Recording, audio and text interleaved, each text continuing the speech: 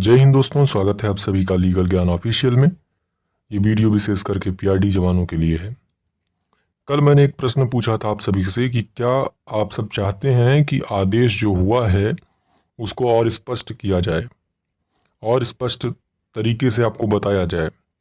और आपके जो कुछ प्रश्न हैं, कुछ जो अ, याचिकाकर्ता शब्द को लेकर और कई अन्य शब्दों को लेकर आपके बीच में भ्रम की स्थिति उत्पन्न है, उसको दूर करने की कोशिश की जाए।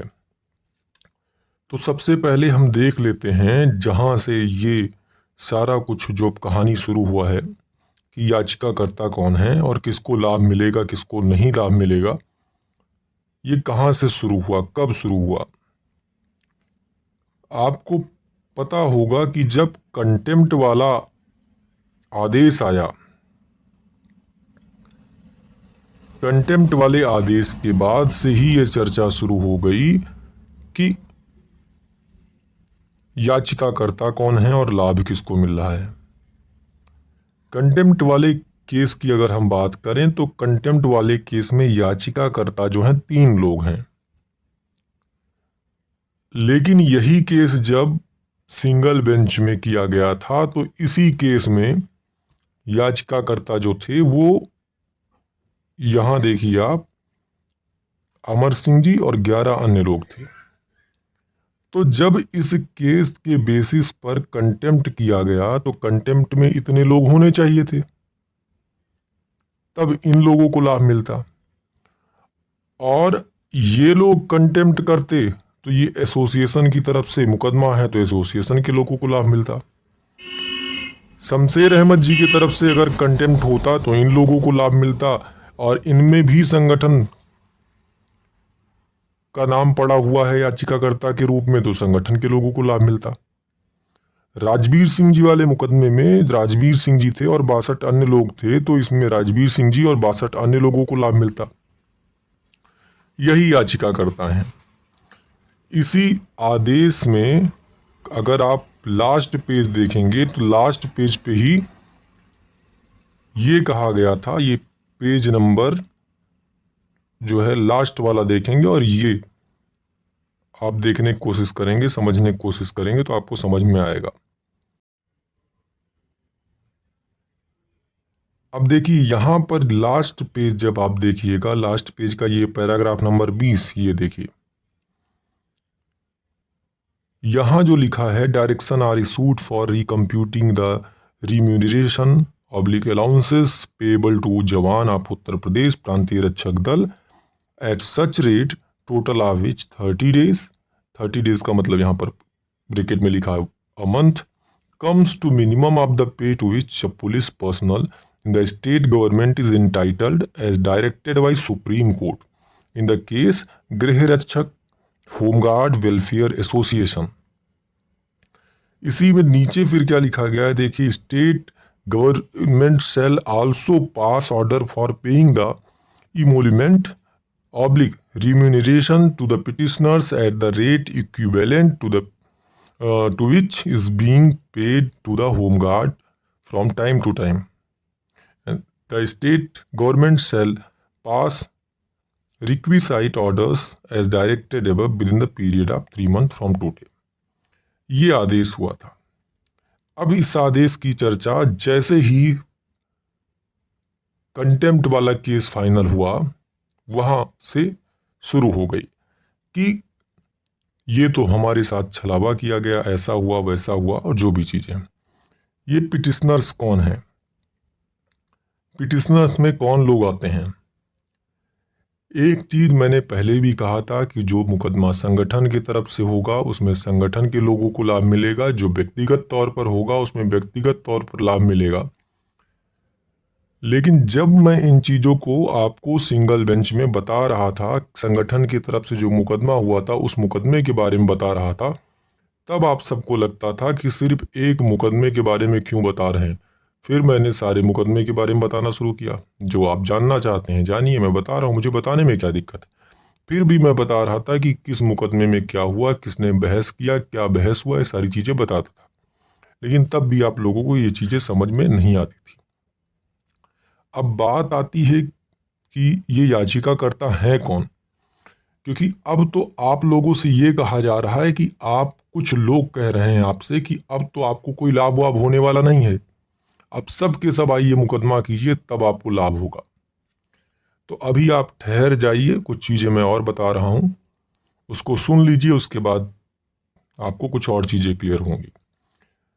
सिंगल बेंच का ही आदेश देखते हैं जो 2829 रिटे नंबर 2829 और उसके साथ 3 अन्य जो केस थे उनमें हुआ था।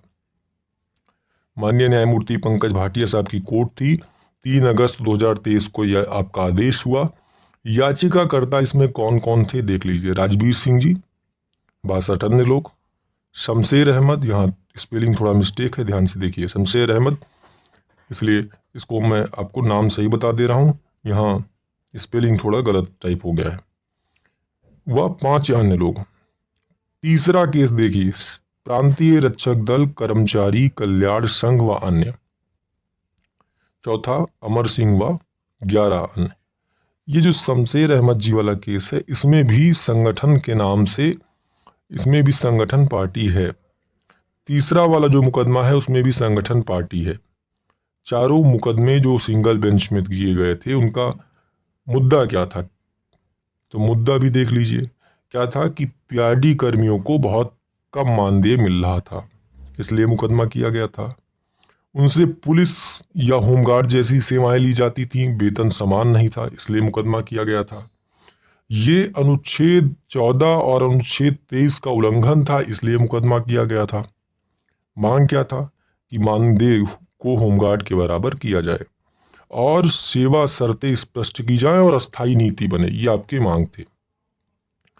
माननीय उच्च न्यायालय ने क्या आदेश किया था कि मानदेय को होमगार्ड के बराबर किया जाए, सेवा शर्त, एक मिनट, ये नहीं है, ये आपकी मांग थी।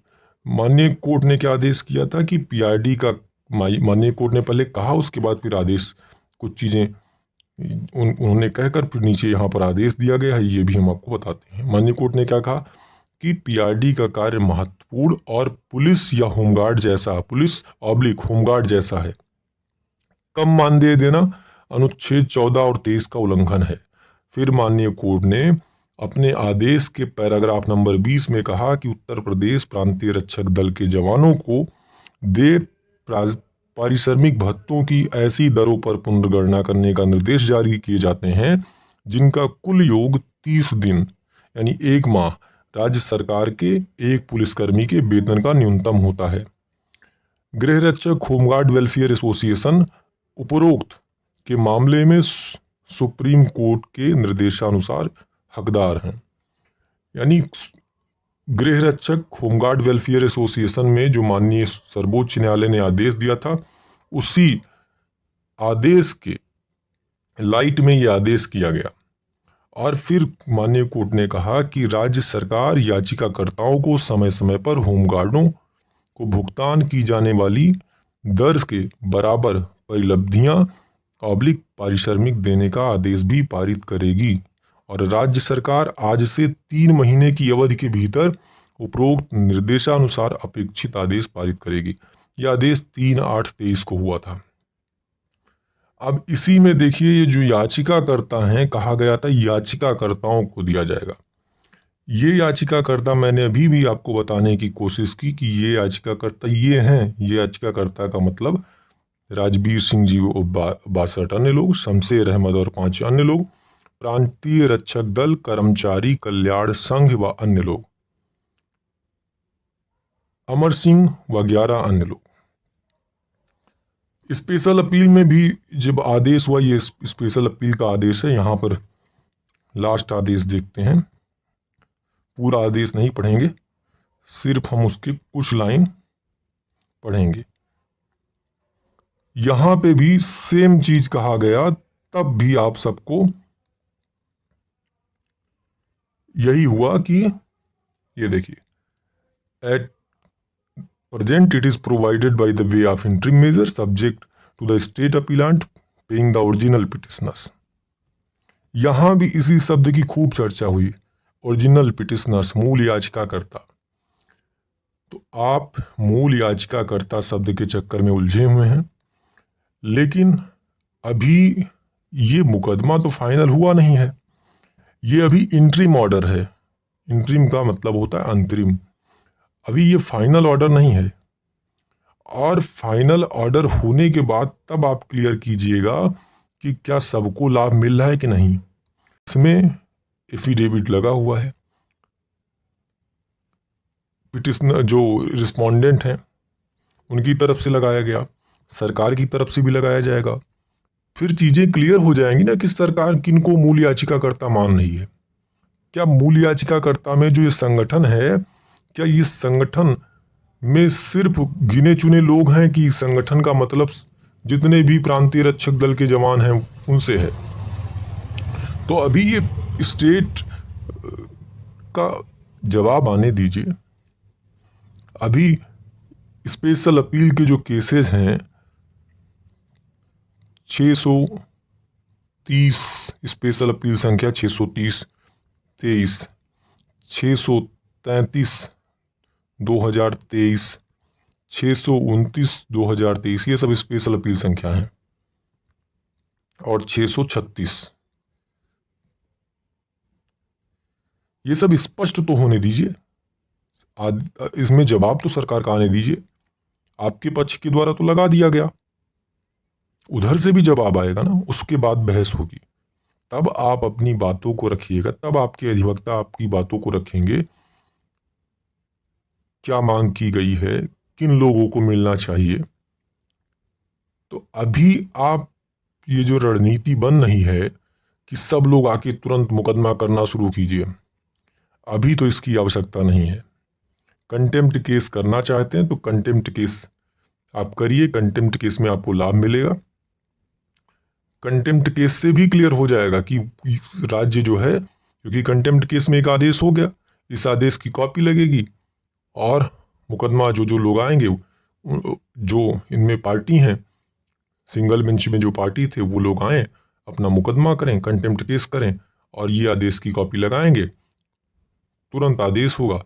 और यहां भी स्पष्ट हो जाएगा कि क्या संगठन की तरफ से जो मुकदमा कंटेम्प्ट केस किया जाएगा उसमें संगठन के किन लोगों को लाभ मिलेगा, क्या गिने चुने लोगों को मिलेगा या सबको मिलेगा।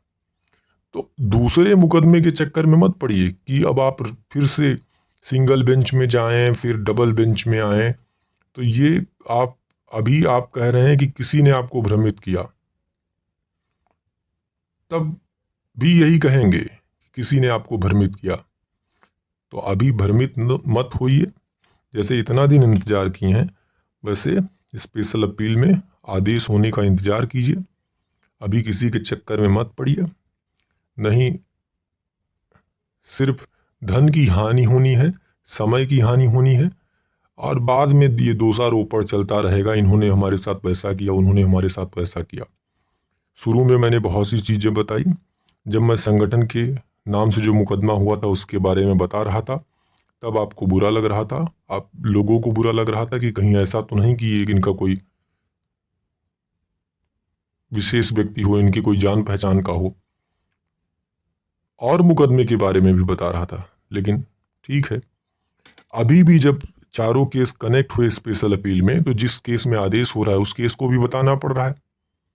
जो और 3 केस हैं उनके बारे में भी बता रहा हूं, ये भी बता रहा हूं कि किसने बहस किया।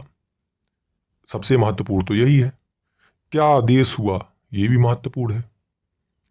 तो ये समझिए, अभी जो आज कल कुछ और बता रहे थे, आज कुछ और बता रहे हैं, कल उनको उन लोगों को जो आज मूल याचिकाकर्ता और याचिकाकर्ता शब्द पे इतना प्रकाश डाल रहे हैं, तब कहाँ थे।